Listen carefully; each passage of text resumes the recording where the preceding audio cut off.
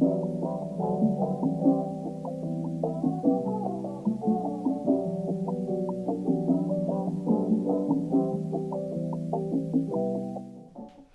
guys, it's Nadia from the Playroom. Hope you guys are doing well. Today's second project from our Takeout Container series is called Raised Salt Paintings. I love this art project. I've actually done it this past year with my preschoolers at the Tribeca Community School. Shout outs to them. And it was a really big hit because this project, like the crumple paper art, is a very simple project. All the materials I'm going to need are actually on this table right now. I have my cups. I'm going to use 2 for my watercolor, 1 for my salts. I also have wax paper that I'm going to use to collect the salt in order to dump into my 3rd cup. I have my awesome paintbrush. This time around, we're going to be using cardstock. Last time I know we used construction paper, but cardstock is going to give you that type of art piece that's you're gonna show your art, and it's gonna be a really sturdy art piece to work with and material. I have my 2 watercolors, my glue bottle, and my salts in my awesome packaging, and a paper towel to block colors because I'm not gonna be really using water in between. And I know you guys are looking at me like, Nadia, what happened to my Roy G. Biv? I'm actually going to minimize the amounts of watercolor I'm using today versus last week's project. You can do more than one watercolor for this. Actually, when you do more than one, as I've done in this past year, it actually looks fantastic. But this time around, we're just going to be doing 2 watercolors, our glue bottle, and our salt. You guys ready? Let's get this party started. So I don't need all 3 sheets of cardstock right now. I'm going to just use my 1. I'm going to put these aside. First thing you're going to do, open your packaging. You need to understand that you have these materials. For those of you that are getting kits from inside the house, you understand that these kits are already made for you by me. And you're going to have everything that you need. So we're going to be doing our raised salts painting today. I just put out all the materials that we're going to need from our bag. So I put that aside along with the papers that I don't need at the time. And what we're going to do first, you're going to do is open up your glue. That is the basis of the project. If you don't have this, it's not really going to work. I'm using white glue. You can use clear glue, but for me, I love the idea of when you put the white glue on the actual sheet, it actually really makes the colors come to life immediately versus you putting clear glue on it. So you're asking, okay, we need cardstock, we need glue. The next thing that you're gonna do is you're thinking about the design that you want to create. For me, I thought it was really, really important to tell the kids, you create whatever type of shape or type of picture that you have in your mind for the vision of what you want your art piece to be. So for me, this past year, I used my name, which was very simple, 5 letters, Nadia. Another thing that I did that I really love that I think I'm going to do today is squiggly lines. So all I'm doing is literally making my glue come to the paper and make lines. So as you saw, my top popped off because I was squeezing this a lot. Let that not deter you from doing your best art piece. I have exactly what I want on my paper. It was squiggly lines. It's probably more glue than I thought that I needed, but it's just fine. So I have my glue on my cardstock. It's all these bubbling lines. And what I'm going to do is before I even pour my salt, I'm going to actually open up my wax paper. And I'm going to put it underneath my cardstock. You're asking why exactly am I doing that? When I pour all of this salt on the actual cardstock with my glue on it for my picture, I want to make sure that I'm actually just spreading my salt out evenly, and I'm also making sure that I have somewhere to dump my salt, okay? So make sure that you have these things in play. Take your time with it. Honestly, there's not really a lot of mess up with this, but it's a lot of fun. So I put my wax paper under my cardstock, my glue is on my sheet. My next step is I'm literally sprinkling this all over my cardstock. And your job right now is just to evenly pour, and you can see that this is now empty.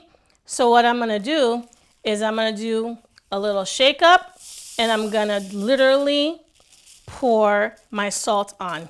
And I'm gonna actually turn it around to show you what this looks like. Your next step is, after you move all the things that you don't need right now, you're gonna move your cups over to your side. It could be your left or right. You pick, you are the artist. And I'm gonna take my bottles and I'm gonna squeeze them into my cups that I need right now. I'm basically squeezing my watercolor, which is a really nice green, into my cup. So what I did is I moved my canvas or my art piece in the center of the table from my side in order to get this done. So I have my watercolors. I'm using blue and green today. I'm not really going to use any water in this. I know a lot of people would, but I'm not going to. I found out that it actually slows down the process. And so I have my paintbrush. The point of this is you're going to literally, you see the little tip of this brush? It's basically there for you to touch the paper just a little bit, and the salt is going to basically absorb the watercolor and move it from one direction to the next. It's really cool. So instead of just talking about it, I'm going to show you. So I have some of my watercolor on here already. You touch it just a little bit, and it starts drinking up and it starts moving and going to its direction.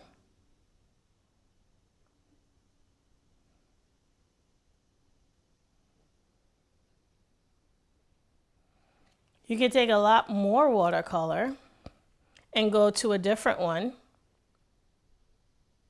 Ooh.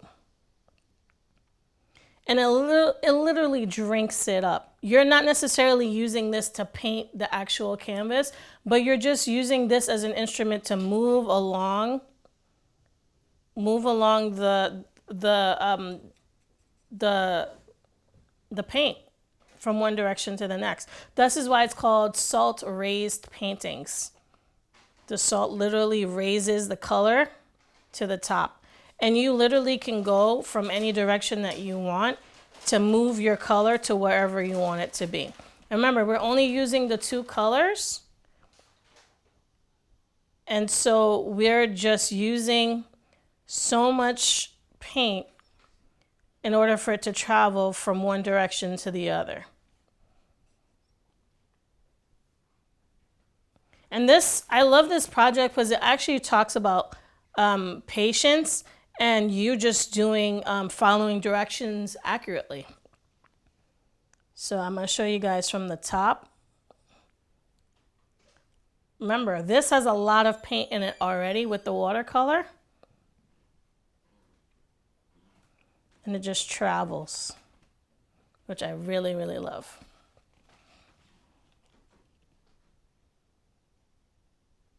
So I'm going to dap my paper towel, get the green off of there instead of just using water.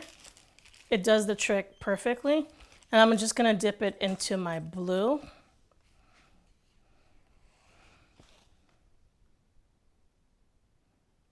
And as you can see, it travels the same way.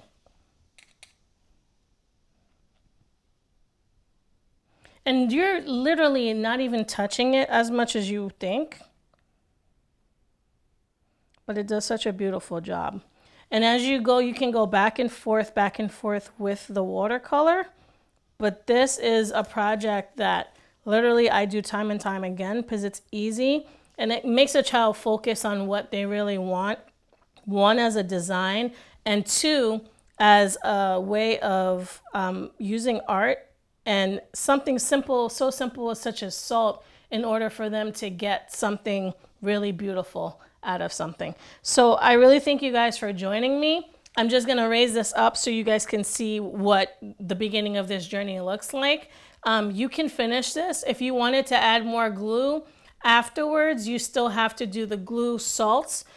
Cover it thoroughly in order to get to where you want to be. But this can be anything. Today for me it was squiggly lines. Before this year before I did this project, it was my name. You can do even animals if you want, but have fun with it. Make it yours, make it yours. And what I said about the cardstock, after this finishes drying, it's just gonna take about a day or two to thoroughly dry. Do not try to rush this, because what you're gonna do is you're gonna take away from what the painting should be. Let it dry 2 days or so, and then you can hang it up with some clothespins on a line or on your fridge. I hope you guys join me again for next week's project. This is Nadia. See you soon. Bye.